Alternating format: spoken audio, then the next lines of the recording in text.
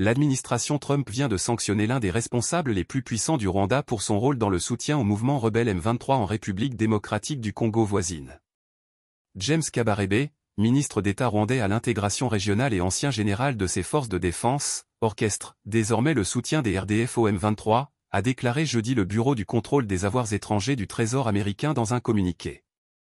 En outre, Kabarebe gère une grande partie des revenus générés par le Rwanda et le M23 à partir des ressources minières de la RDC.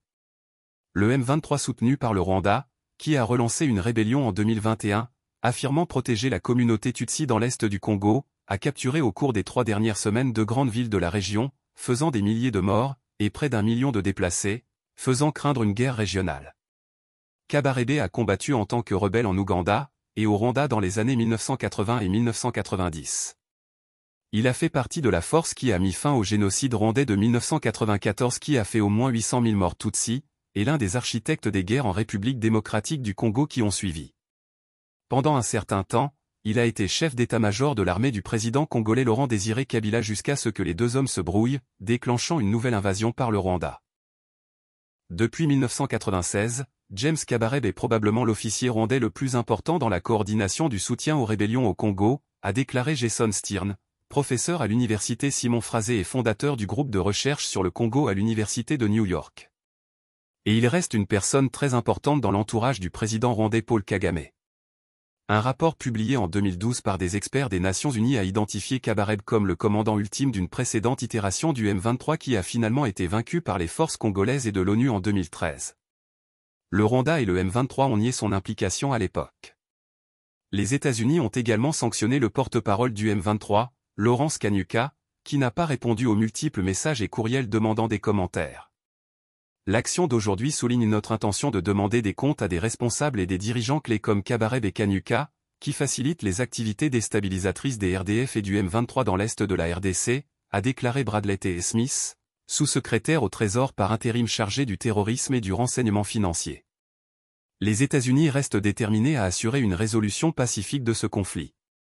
La sanction d'un officier n'arrêtera pas la rébellion du M23 soutenue par le Rwanda, mais c'est une étape importante, a déclaré Stirn.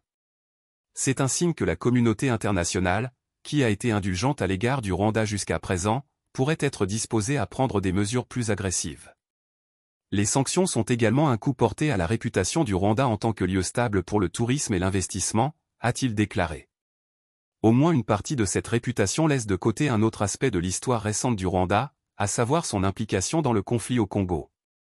Aujourd'hui, James Kabarebe n'est pas seulement un officier militaire, mais aussi la 2e personnalité riche du régime de Kagame comme le déclare Great Lake Post. Il avance que lorsqu'il était en RD Congo, en tant que chef d'état-major des forces armées de la RD Congo sous la présidence de Laurent Désiré Kabila, James Kabarebe a gagné des millions de dollars en dirigeant des réseaux de contrebande de minerais, et en détournant des fonds destinés à la reconstruction, et à la restructuration de la nouvelle armée de la RD Congo.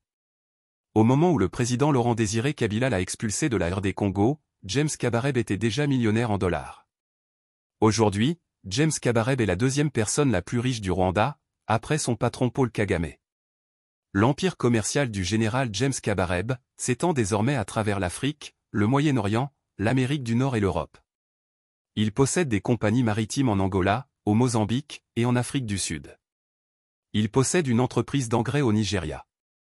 Ses associés travaillent dans des entreprises minières en Angola et en République démocratique du Congo. Il possède des appartements à Dubaï et en Afrique du Sud. Il a aussi des intérêts commerciaux en Éthiopie, ayant des actions dans un centre commercial situé à Addis Abeba, en Éthiopie. Il a des entreprises en Ouganda.